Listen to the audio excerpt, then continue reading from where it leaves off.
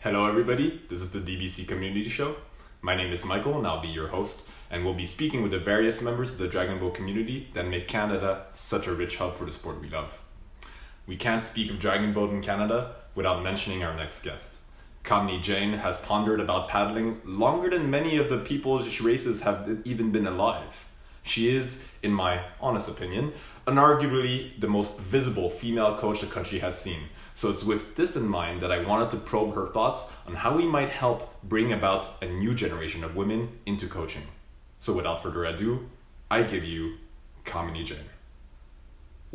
Kamini Jain, thank you for joining us on the Dragonboat Canada podcast. How have you been? I've been good. Thank you for having me. I mean, we're doing a Dragonboat podcast. There's only so good we can be if we are missing desperately our Dragonboat, but you know, there's other things, especially out here on the West Coast. We can paddle our solo boats and it's spring for us, so things are optimistic in the spring. No, yeah, we're the small boats. The interest in small boats has never been as high as last summer, and we're just patiently waiting for the water to thaw so that we can start getting back into our whole season, our subs, and get a feel for the water again. Yeah. So again, thank you for joining us. And as with all good conversations and interactions, let's start at the beginning. I'd like to know, because I don't think I've ever had the full story. How did you first get involved in the sport of paddling, and then later on into the sport of Dragonboat? Well, I started, I'm from I grew up in Calgary. So I started just after the 1984 Olympics, I started paddling kayak. And probably the main reason for that was that I lived right by the canoe club. So I'd gone down for canoe lessons and things like that. And then with the success of the Canadian team in the 1984 Olympics, it was all over the TV. It was so much on the TV. I was like, I don't want to watch them anymore. I've watched them before. Memorize every interview that Alwyn Morris and Hugh Fisher gave, you know, because that was the year Alwyn Morris held up an eagle feather, being the first from the Mohawk Indigenous, that had won a medal. So that was a big moment. But then I wandered down to the club, and you know, I saw a girl on my bus who I also saw in the newspaper. So we started to get this more coverage, and maybe that's just a testament to how coverage and media helps us recruit athletes. But I wandered down to the club and then basically never left. So, and then for Dragonboat, I moved to, well, Calgary's frozen 6 months a year, so it's not the ideal place as an aspiring kayaker. So I moved out to Vancouver to go to Simon Fraser University and train at Burnaby Lake.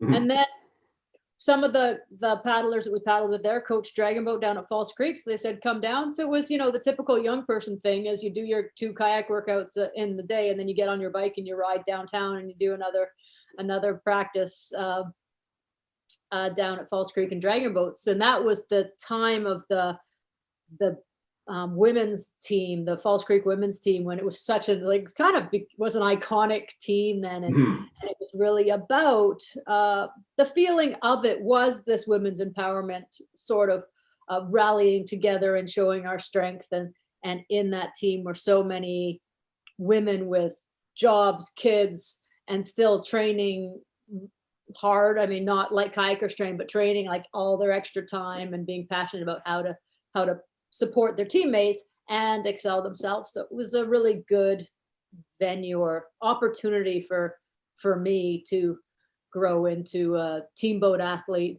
as well as just an older person. Good role models, good mentors. Just to be clear, did you first get involved with FCRCC as a paddler and then you became a coach, or were you involved at FCRCC immediately as a coach? No, as a paddler, because I was only 17. Okay. Yeah.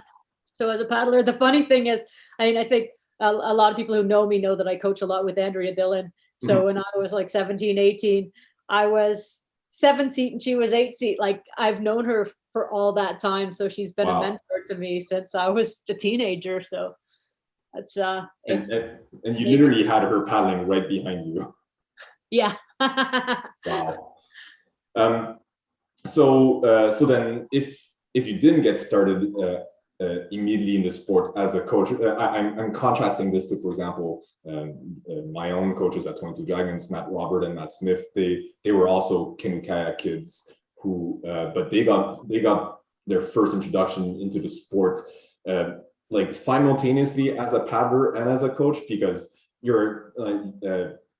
Matt Robert was explaining to me how he's doing his practices along the Olympic basin, and there will be some Dragonboat people who see them and go like, "Hey, you seem to know how to paddle, like come in and come coach." And he told himself like, "Well, I probably know how to paddle better than they do, so I might as well try this."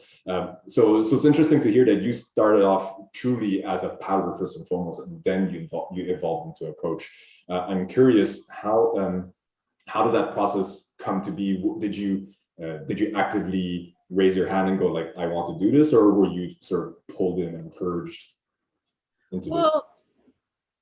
I would imagine that Matt would say something similar, because as kids growing up in the sprint kayak community, we are taught to be coaches as we develop. So, my first year paddling, we're already taking the NCCP courses. You're already getting your summer jobs coaching kids. So I was already coaching kayak kids. I was coaching at the Calgary Canoe Club in the summers and things. It just wasn't Dragonboat. I didn't come into Dragonboat as a coach, but at that time there weren't all the tons of Dragonboat teams, and I also wasn't looking for a job. I was at Simon Fraser. I was kayaking full time, and I lived in Burnaby, an hour bike ride away. So I got into coaching, and then just organically, the way it does, you get less busy with one thing, so you start coaching more. So, but really, I was waiting for the time that I retired from the national kayak team after the 2004 Olympics. I retired, and then I was, okay, now I can sort of give back into the sport, because what I saw through my kayak career was, I would contrast it to the supportive environment of my Dragonboat experiences at False Creek, and the more cutthroat environment of even trying to make a crew, like you are a crew boat at the end of, like I was in K4 in the Olympics, so I was in a crew boat, but it's a much more cutthroat environment. You're not supporting each other. You're trying to make sure that you're one of the four on the team until you're really secure in your position, which is every year, you're revisiting that insecurity. So it's a lot different than the culture of Dragonboat, plus the culture of being at a club.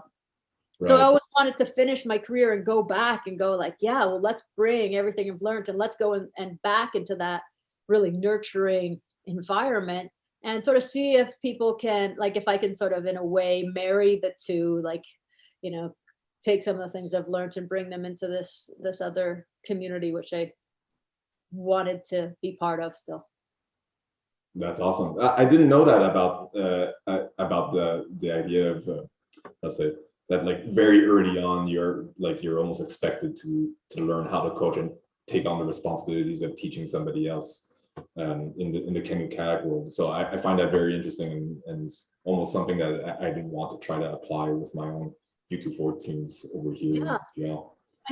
And I think it's integrated into the culture of sprint canoe kayak. Like the kids down at False Creek, they're taking their coaches courses. They have their seminars with mental training and all that sort of education. The kids at a young level, you get all these layers of education that adults come in, and they're expected to find those layers themselves, and it takes a while to negotiate through what you should know and what. So an educated athlete is an easier athlete to coach.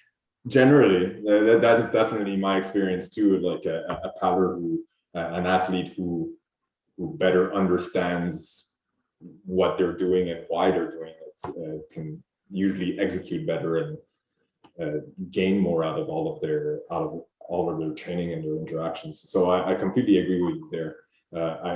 I think that's a super interesting nugget already of information from this conversation. So your first contacts with Dragonboat, FCRCC, the women's team, and I completely agree that the False Creek women's team is definitely, if there was such a thing as a history of Dragonboat in Canada, like FCRCC women's team is definitely one of those iconic teams that needs to be mentioned. And just generally, I think we both noticed that women's Dragonboat is it's a bigger thing, it's a more popular thing, there are more teams in it than men's dragon boat. And I'm curious to know what your thoughts are on why that might be. Yeah. I mean, I think there's probably many reasons, and you know, it's hard to. It seems to me that women look for group activities, and they look for supportive, equitable group activities, and they think that Dragonboat is ideal for that. You know, you get in a boat and it doesn't matter what level you are, you can all be part of the same team. But also that you can start at a later age, that it is very welcoming and common to start at a later age. And I think that might have two sides to it. It might have women being very, very busy with kids and things at younger ages. And I also think it has that cultural thing of women, even my generation, even a bit younger than me, we weren't told that sports are for us. Right. Like even like my age, I consider myself to be raised in a time where girls' opportunities were really improving. But even for my age at junior high or at elementary school, the boys weren't allowed on the concrete and the girls weren't allowed on the grass. So we weren't allowed to go out and play and run around. We were supposed to stay and skip or play hopscotch. Right. So, you know, from that time, so now women are like, oh, wait, finding this physical empowerment thing, and not necessarily a cultural or an emotional empowerment, more like, here's a sport, I can go out and do it and I can succeed no matter what my past has been. And here's a group that I can do it with. And whereas men have had more opportunities or more, they may already be in hockey or, you know, some other things that they like to do. But I think women gravitate towards the sport more, and it's a good venue for us. I think you nailed it with the emphasis on the community aspect of the sport. It makes it a much more, it's a less daunting environment to jump into, especially if you're not somebody who is used to physical activity. Like I remember from my past as a personal trainer, like it had never occurred to me that some of my female clients didn't even enjoy the idea of other people knowing that they're sweating. So I had to figure out solutions to help them feel comfortable training in the gym, because ultimately their goals required it. So being in an environment where there was a better chance that nobody would judge you, and especially Dragonboat being generally a very welcoming environment anyways, it already helps to break those barriers down. I can absolutely see how that would lead to more women finding it interesting. And like you said, men tend to have more outlets. So like in a sense, Dragonboat is not necessary for them to feel some kind of physical growth. They have every other kind of place that they can do it, and they're not scared to be in those kind of environments. So you already tackled one of my questions about how you took on the role of coaching Dragonboat, the idea of giving back to the sport. I want to, since we're on the subject of coaching, one thing that I've definitely noticed is that I think that simultaneously with the fact that there are more women's teams than there are men-focused teams. And so for that reason, I don't have any studies to support this, but I wouldn't be surprised that there are simultaneously more female coaches than there are male coaches in the sport of Dragonboat. But once you start looking at the higher levels, teams that are racing at the national championships, people that are racing at international championships, coaching then tends to be male dominated. Do you have any thoughts on how that stratification ends up happening? Yeah, let's start there. Well, you know, the differences in how our society treats women and men is clearly documented, right? So I don't think I have anything to add beyond just like that's just the way the world is. Whether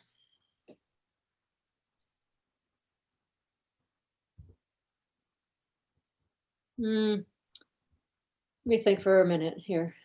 By all means, this is the I feel like what is it, like a beauty pageant where you're suddenly hit with like these big questions, and they're not obvious things to figure out, obviously. Well, no, it is not something I haven't thought about before, and it's not that it's not a question that I didn't expect. It's more a question of, there are a lot of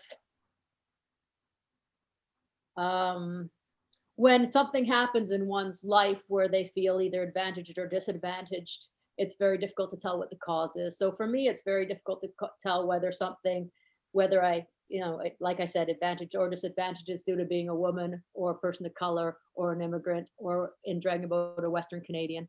So that is, difficult to say that. And then looking at the picture as a whole, is it just, so in Western Canada out here, we have a lot of female coaches. We have some that have been successful. So I think of myself, I think of Andrea Dillon, I think of Jackie Weber, I think of Andre Mazur, I think of now Mallory out on the island. There are Andrea Keenan. So we have a suite of them here. And I think the West seems to have more than the East. And I wonder how much that is towards, when somebody, you get mentored and you get nurtured along by that person. And we do tend to stick within our own sexes for our closer mentoring relationships. It is easier to bring along and relate to a woman and bring her up than it is a man, and likewise be brought up by a woman versus a man. I think that just pervades our society and how we choose to develop people who might carry forward our legacy, so to speak. So why that's at national teams, I think it's changing, but I think there is some underlying societal reasons that have come up for that, without wanting to pinpoint any. I think that brings up such a good point, that because correct me if I'm wrong, the FCRCC women's team of the early 2000s was also coached by a woman. That's right. Was it coached by Andrea Dillon? Yeah, it was originally coached by Dawn Irvine and Drew Mitchell. Okay. But then Andrea took over the women's team. In the 90s. And then I started coaching the men's team in 2005. So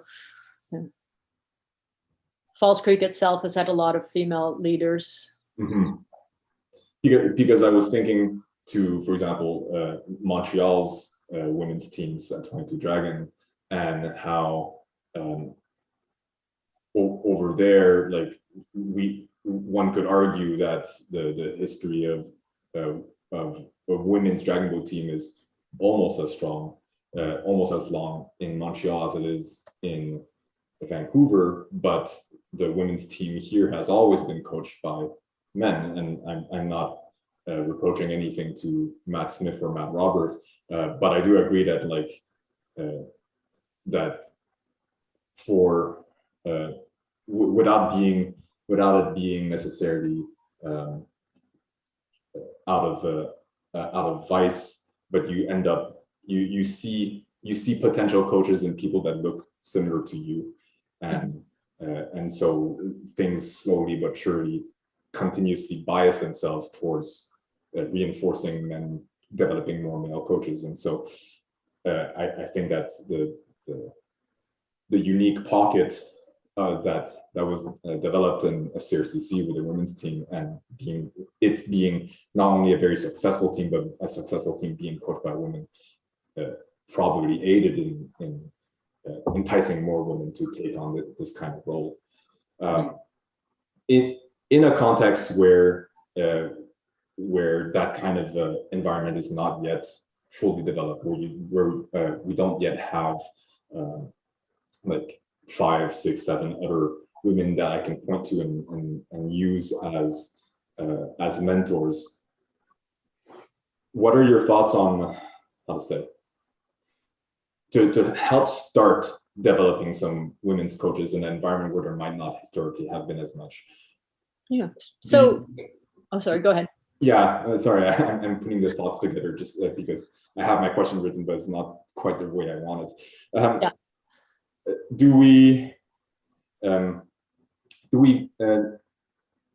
Is it sufficient to simply to give women as much support as possible, but sort of wait till they have shown the interest, or should we be taking maybe like a more active approach of pushing women towards coaching, women that might not have even considered the role? Well, by we, who do you mean? Dragonboat Canada or just us as a society? Society and Dragonboat clubs across the country. Yeah. Well, I'll tell you from the coaching education courses that I do, which I do a lot of them, and the pandemic I've done more. The majority of the people who attend are women. Okay. So women seem to have just sort of a greater motivation to take external information and sort of learn from it versus maybe perhaps men are more interested in experiential learning and not so much in like classroom learning, but so I know there is a pool of women there. I would say you can't really push people into it. It sort of becomes somebody's mandate. If you are a leader, what is important to you? So as a leader, Andrea Dillon is even more so like this than I am. As a leader, how do we bring people up? I mean, we want intelligent athletes. So like we talked about earlier, so we try to educate them, but at the same time, how do you bring people up to sort of, she always talks about legacy. If we can teach, if other people will take our job, then we don't have to do it anymore, is what she says. So, So is that something that you want to do in the people in which you approach as a leader? Or is that not important to you? And you will approach people and how you mentor them or how you provide opportunities for them in different ways. But one of the things that comes to mind for me recently is that Dragonboat Canada has the mentorship program for where one can apply to be mentored and go to the world. I don't know if they have it this cycle, but they had it last cycle. Mm-hmm. And I was originally assigned a male to be my person. Okay. But I had actually asked a woman that I know who is awesome to apply. So then I said, no, I want her because she applied. So, in that way, if somebody is willing, and I do think that there could be a preferential allocation of a woman to a position, especially, in that situation of this situation. I mean, I did get her in the end and she was awesome. And now she's helping out with the senior C national team. So it is reaching its purpose. But it's just giving some opportunities, not forcing. I think you used the word force them or push them, but giving the opportunities to the women who say, yeah, I'm willing to. And one could always keep in mind that for that woman to have got to the place where she's going to say, yes, I want to do this, they have overcome some pretty big, potentially some pretty big things that might have held them back otherwise, or hold back a lot of other women. I can't agree more that that generally, if a woman has gotten to that point, she's probably overcome a few both internal and external hurdles, both probably some level of self-doubt to get to the point that she's willing to like put her hand out there that it should be recognized and valued and given that opportunity. I want to go back to you had mentioned that, and this is something I didn't even know, that you had coached the FCRCC men's program, and having spoken with a few other of the female coaches that we have here at 22 Dragons, and I've often heard it being expressed that they feel 100% competent and they know what they're doing, but the one hurdle is always when it comes to the point of, as a woman coaching a man, they always feel that like, so obviously there's an issue with the receiver. Sometimes the men just for some reason don't want to listen to a female coach, and that's a whole other problem that needs to be solved. But from the coach's perspective, what advice would you have on becoming a coach that is more easily received from a male audience, besides the one solution I've seen up to now is be faster than them, and in that case they'll listen to you. That was what I was gonna say. I was gonna say, like, unfortunately not everybody has a level abilities that they can just rely on, because indeed Lauriane, my partner, has also relied on that, simply going like, well, I've paddled on the national team a few times, I'm still faster than you, so listen. but unfortunately not everybody will have that that skill that they can rely on. Yeah. Do you have any other thoughts? Well, I was asked to coach the men's team, so okay. But I'd also come home from the Olympics, so I wasn't only faster than them, but my arms are bigger than them. So, but you know what I feel now. So that was a good 15 years ago. I think that you're going to get resistance from different athletes that come in different forms. So some might act like they're listening, but they're not. Right. Some might be blatantly sort of puff up their chest. And this is men or women, right? They're mm-hmm. So I think that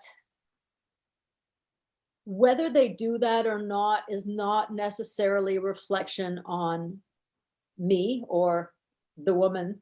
They might very well do that for another man. There's certain people who aren't that coachable and they get sensitive about things. I do find there have been men who sort of think that I should be a little bit like their mother, but they quickly learn not to. I think the key is for a woman in coaching is just to be confident that you are there for a reason. Like, you were asked to be there. You're the one who is leading this crew.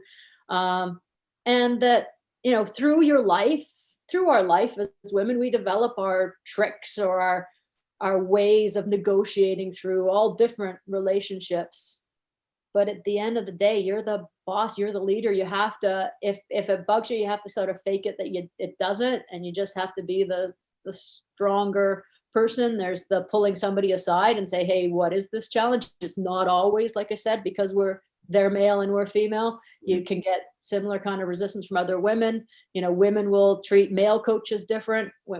There is always that possibility that any conflict or challenge is due to gender difference, but it's quite possibly not at all, and it's due to something else. So, I mean, it can be. I think society tells us that as women we should be nervous about it, and I think society tells men that they are able to look down or not look straight at us. I think that that's really changed. I have not had young men treat me that way. All the men who've treated me that way have been older than me, right? And not for a long time. But I just don't I think you just don't suffer it. You just like call a spade and have the conversation. Having the conversation, probably I agree, probably the best solution, though probably not the easiest solution for everybody. But I agree, like taking the time to actually hash it out and put it out there, like, okay, like, this is what's, like, we're having a conflict, let's figure this out, let's tell me why, let's see what we can do. But yeah, no, that is some wonderful insight, and again, thank you for sharing all of this. Have you ever, I know from some other women that I have known in my life that have higher positions in various companies as management or anything of the sorts. They feel like there's a bit of a catch-22 where if if they're too soft, if they take too much time to think and reflect, and they're not loud and boisterous as the stereotypical man, then they'll be pigeonholed as like not being assertive enough.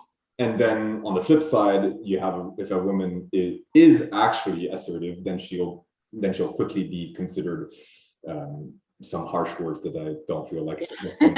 Yeah. And so like you're screwed if you do, you're screwed if you don't. And so I wonder, have you ever felt that you needed to be like harsher than you actually are for the sake of getting through to somebody, or have you found a way of not having to rely on something like that? Well, I wouldn't say that being harsh is a masculine trait. So yeah. I would say, you know, when we look at that, I mean, that's a common, I guess, concern or a common rhetoric or something about it, is that women can't be aggressive without being perceived in a negative light, and men can be. But I think the key to leadership in general is that people actually know you. So you can't go and say, I mean, if I'm a jerk, you will know I'm a jerk. One thing that I do isn't going to define me as such, and neither is my sex going to define me as such. So, you know, I don't really think much about, as I go and make my decisions of how I'm going to interact with my athletes, I don't really think much about whether I'm male or female. I just think about, you know, I do, like I said, I do try to have them. I feel like my job will be easier and I'll get more opportunity to make mistakes if I have allowed myself to be known as a person or as a well-meaning person. So I just try to go from that approach of trying to, you know, have a mutual respect. And then from there, sometimes you're, you know, angry or mean, and then sometimes you're complimentary. And, you know, my athletes usually say, if they get a compliment, they usually say, oh, I'm going to go home and write down that on March 12th, I got a compliment. So, you know, I don't think that they, you know, think much of it from a gender perspective. Yeah. No, I agree that in a utopian world, like the gender would be, the gender of a coach would be the last detail that we'd consider, because we spend more time focusing on what that person actually brings to the table. I think that sometimes genders, thinking in terms of gender is just as a shortcut. Like, men tend to be like this, and here's a set of adjectives, and women tend to be like this. But really, like, I can have elements from both sides, and just, so instead of thinking of me as like, these are my male traits and my female traits, just think of these as like this unique collection of adjectives that picks from both sides. That's the Michael set of adjectives. This is the Kamini set of adjectives. But those sort of stereotypes, they come more into everyday life. They come into how somebody a stranger interacts with you in the grocery store, or they come more into, you know, when you apply for a job and you send out a resume. They come from the people that don't know you. The people who do know you, you can manage that relationship in a way that helps you attain what you want to attain out of it. But, you know, as women, we do live that rest of the life. We do live that outside life of meeting people and not knowing necessarily if we're being treated the way we would be if we were male. But sometimes there's benefits. For what I'm getting from all this is sort of like, yeah, like don't allow your team to rely on these stereotypes and shortcuts by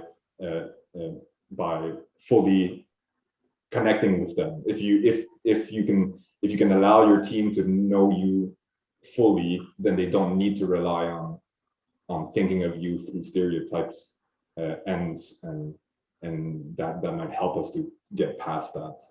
Does that sound about right? Yeah, just be a person.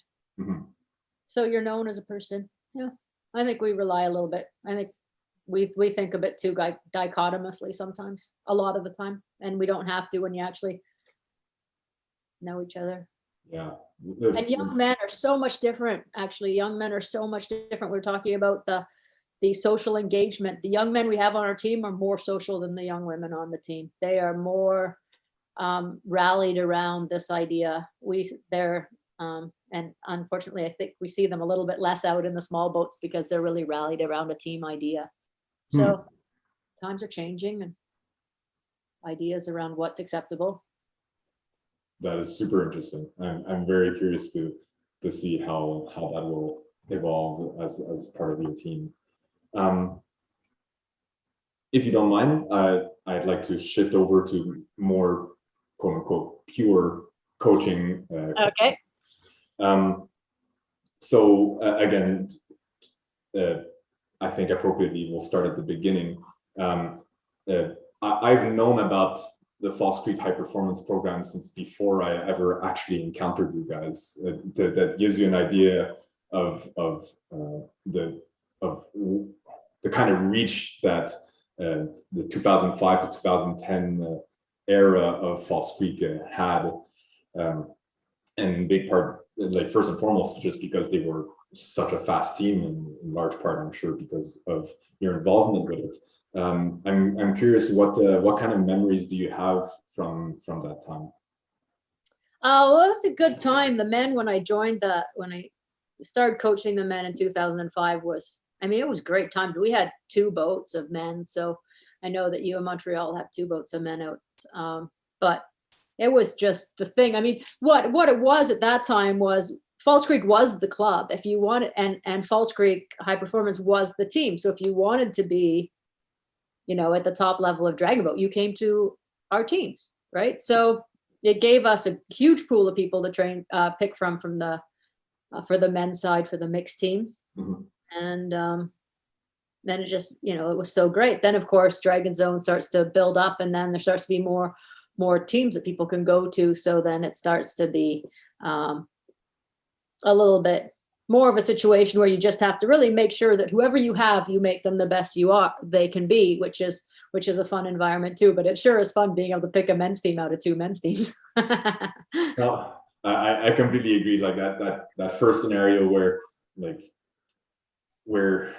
I think it almost makes it easy. It's fun, but it's almost like a lazy perspective as a coach, because you just go like you almost don't need to necessarily try as hard with everybody, which sounds awful because it is. And then you can still end up with a good team because you can just pick from the ones where it worked. Whereas now, like when you have a limited pool, you really need to like pull all of your coaching chops out to make sure that the handful of paddlers that you have, that you can really make the best things that you can out of them. So I think I guess that answers the second question that I had, which was so indeed, like if that was a peak, I feel like False Creek, what I saw in 2019, how you guys did with the Premier Mixed team in Regina, hints at the idea that like False Creek High Performance is making a comeback. Although maybe I could argue that we should I shouldn't say a comeback because you guys never really left. But it does show like it was the last time that I've seen False Creek really do super well and medal at the Premier Mix category. And so do you see any other things that you've done differently from the 2005 2010 era to like the more recent 2018 2019 era, besides that changed focus of, instead of just picking whoever you have best, but now like concentrating your focus on a handful of athletes? Yeah, I mean, I'd say that generally as we've gone through the years, we've gotten like less and less superstars on the team. Like usually have, we had Graham Smith on the team. You have various superstars that come along on the team, and we've had less and less. And we've always been a top 3 team at the Vancouver Festival, but last year was incredible. Well, we started off awful. I think we came 5th in the first regatta in Vancouver. But you know what, that team was it wasn't, and don't be offended if you're on that team, you're listening to me, because I'm going to say something nice next, but I wouldn't say it was overall the most gifted team. Okay. The athletes weren't the most gifted athletes, but it had a real magic to it. Like I was talking about the camaraderie of the men, that team was probably the easiest team I've had to feel socially part of, even though they're so much younger. It just had a real magic. And once we lost that race early on, then they really bought into everything Andrea and I said. We created a strategy, we made some changes. They bought into it. They were dialed in, and we made from that, like, we already had some good physicality, but we made some really significant technical and team building strategies. So it just sort of came. And then once it succeeded at the race before Concord, and then we had Concord, and then it was just like one guy was 15, like just Yeah, I remember. Was it Jeff Chow, formerly from False Creek and now Dragon? He pointed that athlete out to me, and he said we're racing against False Creek and we're having trouble. And they had a 15-year-old on the team. 15 pounds or 120 pounds or something. Yeah. Yeah, it was just a magical team, like, and just, such great energy, and good folks. I can't help but I remember there's somebody who once told me that the most important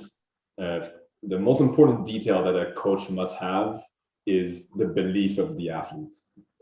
Like beyond all the technical knowledge and the physiological understandings and whatnot, if your athlete doesn't believe in you, then you can't achieve anything.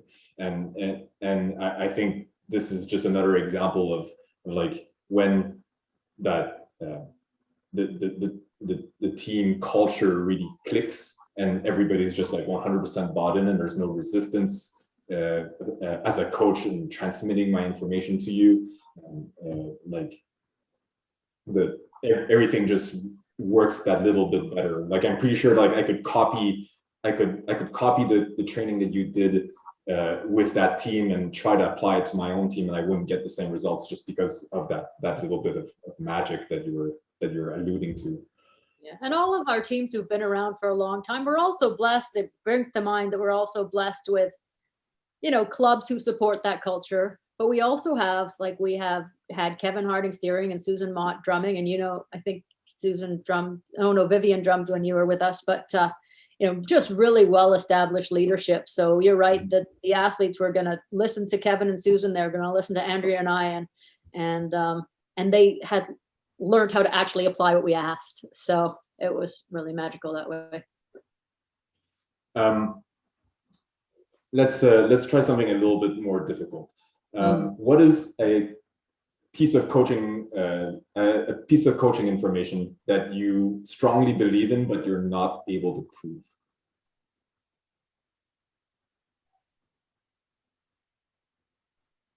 I don't know if we actually really prove anything. I mean, it's more of an art than a science. I'm going to dodge that one. Dang. I think, like we don't get out our tensiometric paddles and we don't prove anything. I mean, we use proven thoughts. Like, most of my technique is built on proven kayak sprint thoughts or practices. Dang, you're just going all philosophical on questioning the epistemology of all of this. Yep, that's the end of my answer. Okay. I fully accept that. Okay, let's try another question. What is something that you believe in as a coach, but at least as far as you perceive the rest of the coaching environment, that you believe that your peers don't believe in? So something that is unique to you, to your beliefs on coaching, that you're not sure that your peers share. Well, I'd say that through my career, there were a number of, maybe a couple technical elements that I had to justify very strongly. Mm-hmm. But as I've moved through my sort of 15 years of full-time coaching, I've had to defend them, or with much less vim and vigor because they've been accepted. So if I haven't worked with people, they might think something else. I mean, that's the thing about Dragonboat is somebody thinks this thing, somebody thinks this thing. When you bring them together and have a conversation, they might often come to a very similar together point, but they might appear or even think themselves to be quite dichotomous at the beginning. So it's a sport that isn't based in a lot of sharing or, like you might say, literature or science or experimentation. So it's a bit more of a make it your own kind of experience. Very well said. So, okay, last one of my odd coaching questions. What's the last thing that you've changed your mind on?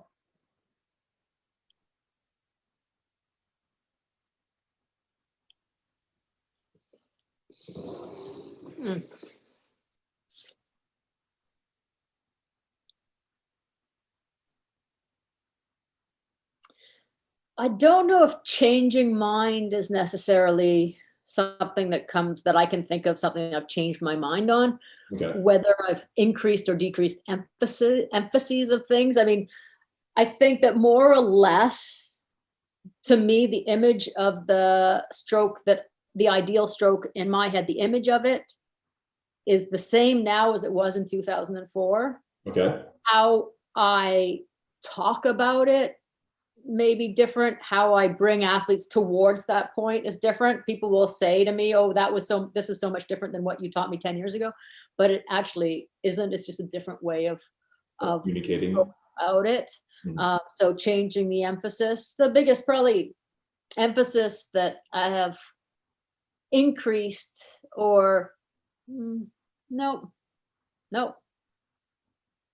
I mean, it depends on who the athlete is, what I would choose to emphasize, and which canoe, which kind of boat. I've been paddling mostly V1, so that changes some of the ways I think about movement. But yeah, I don't have anything interesting to say about that. Sorry, I'm not fulfilling your hopes and dreams out of these questions. No, I think that you at very least you're not shutting me down by simply saying like, nope, got nothing. Like there's a thought process as to how you're ending up with these dead end answers, but just seeing the thought process of how and why you believe the answers that you gave me is already plenty, and as a perspective into how you see things and how you've gone to where you are.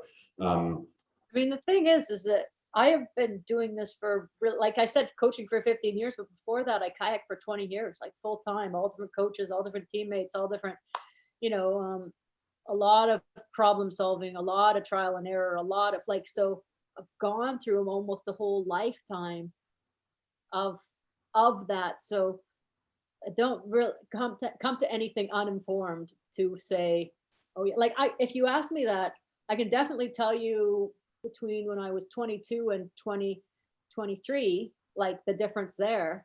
I can tell, back then I would make a decision on something. I made a big decision on a certain way of paddling and then had to throw it all out the window in 1998. I can tell you about that, but that it's just been so long that I'm not, I think I'm committed. I'm pretty committed to the ideas that I have. That's totally fair, and like you said, like not without reason. You've been around paddles and how to move various kinds of embarkations along the water to have seen what works and what doesn't, and thought about them for probably longer than most of us can even imagine. So.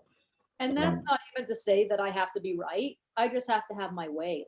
I don't have to have everybody agree with me. I don't have to, if somebody wants to think something else, I don't have to be right in their minds. I'm just right in my mind. And all I need is my athletes to think that, and forward we move, right? So. Yeah, I think that that points to, I think the concluding thought is, I remember thinking about how there are so many different teams that are all like within a margin equally fast, but paddle in so many different ways. And we can argue about how there might be some that are better in certain techniques are better in certain situations than others. But clearly, all these techniques are able to work, and I think that the key point is, circling back a little bit, is the idea that you have your entire team bought into like the technique that we have chosen to use, and that we all make a point of executing that technique together and as well as possible, and perform like gold medal level performances can be achieved with almost any technique, almost, as long as everybody is fully bought into and doing it as well as possible. Mm-hmm. Kamini, this conversation has been wonderful, and again, thank you for taking the time to speak with me. Thank you for the time and the invitation. Great to see you.